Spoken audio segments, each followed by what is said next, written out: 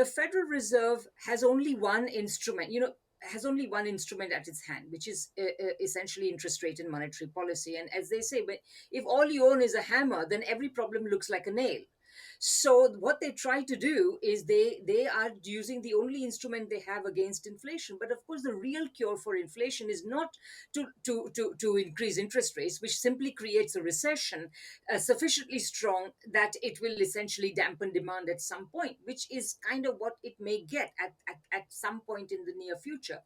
I think that's very likely. But the real reason that the Federal Reserve is the real considerations that the Federal Reserve takes into account when raising or lowering interest rates are what it's doing to the financial sector. So essentially, there are lots of people today calling for an easing of interest rates. Why? Because the increase in interest rate is threatening asset markets, because the asset markets rely on leverage trading. People borrow lots of money cheaply and then use it to make money in the asset market, sending up the prices of assets, and then of course they return the low return the money with the low rate of interest, leaving them with a big pile.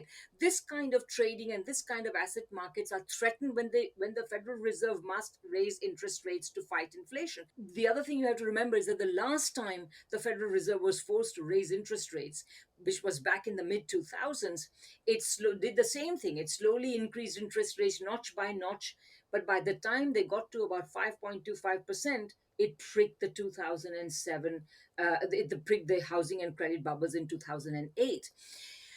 We are already at that level now.